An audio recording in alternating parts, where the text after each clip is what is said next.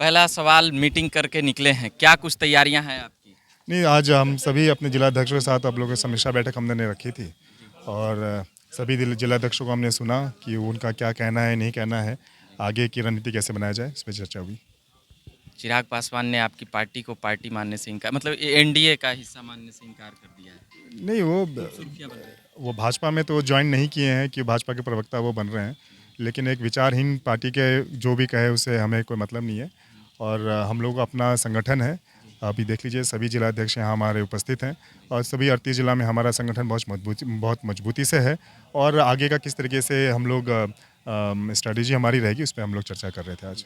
जिस प्रकार से भाजपा ने आप लोगों को कह सकते हैं एक तरह से हाशिए पर ला दिया है, तो भाजपा के बारे में क्या कुछ कहेंगे? आपके लिए क्या मन में है, उनके मन में क्या है? नहीं नहीं, ऐसा कोई हादसे की स्थिति पे नहीं है। हम लोग का अपना संगठन है, हम लोग अपना मजबूत संगठन है। चुनाव में हम लोगों ने उन्हें समर्थन दिया था, उनके कहने पे हम लोगों ने समर्थन दिया था, आदरणीय प्रधानमंत्री नरेंद्र मोदी जी के कहने पे हम लोगों ने उन्हें समर्थन दिया था और लोजपा की, राष्ट्रीय लोक जनशक्ति पार्टी की ये एक पहचान रही है कि वो जब जबान देती है तो उससे कभी मुकरती नहीं है।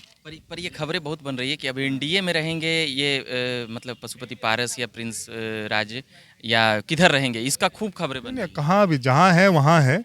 हमारी, जैसा हमने कहा, हमारी अपनी पार्टी है, हमारा अपना संगठन है और जिस तरीके से आगे परिस्थितियाँ आएंगी, जिस तरीके से आगे के चुनाव आएंगे, उस पर हम लोग निर्णय लेंगे। आपके पार्टी के एक पूर्व विधायक सुनील पांडे जी, वह भाजपा में जाने की बातें अब पुख्ता तौर पे हो चुकी है और तरारी से उनका सीट भी कंफर्म हो गया। तरारी से वो पूर्व में भी चुनाव, पिछले बार तो निर्दलीय चुनाव लड़ गए थे। हमारी पार्टी में राष्ट्रीय उपाध्यक्ष के पद पे भी हैं और हम लोगों ने तरारी से, हम लोगों ने कहा भी है कि हमें चुनाव, हमारी पार्टी की पार्टी वहाँ से चुनाव लड़ेगी, राष्ट्रीय लोक जनशक्ति पार्टी चुनाव लड़ेगी वहाँ से। अभी बातचीत चल रही है और हमें पूर्ण विश्वास है कि तरारी से राष्ट्रीय लोक जनशक्ति पार्टी का उम्मीदवार होगा। तो आप लोग ही टिकट वो वाला मांग लेते और अपनी ही पार्टी के नेता को लड़ा देते सुनील पांडे। हाँ तो मानी नहीं। अरे, बात वो नहीं है, मानी नहीं मानी, हमने कहा कि बातचीत चल रही है और एनडीए के जो है वहाँ से प्रत्याशी होंगे और राष्ट्रीय लोक जनशक्ति पार्टी वहाँ से चुनाव लड़ेगी। पार्टी के भविष्य को कैसे देखते हैं, ये आगे जाने को लेकर कई सवाल कर, कई लोग कह रहे हैं अब खत्म हो गई, न सांसद है न। देखिए, पार्टी सेकेंडरी होती है, पहला राज्य आता है। हाँ, हम पहला देश आता है, राज्य आता है, फिर पार्टी, फिर व्यक्तित्व, ऐसे होता है। तो हम राज्य की भलाई जिसमें होगी, पार्टी उस तरफ से काम करेगी। बांग्लादेश के हिंदुओं को लेकर कई सवाल हो रहे हैं, भाजपा के नेता पर ही कई बातें हो रही कि हिंदुओं का वोट लेती है, राजनीति करती है, ऐसी कई बातें। अरे देखिए, एक एक तो ये हिंदू मुस्लिम करना आप छोड़िए। नहीं, अल्पसंख्यकों पे हमला हो रहा है बांग्लादेश में। ये इस तरह की जो घटनाएं घट रही हैं, इस तरह की घटना नहीं घटनी चाहिए। कोई भी इस तरह के अपराध हो, इस तरह के अपराध नहीं होने चाहिए।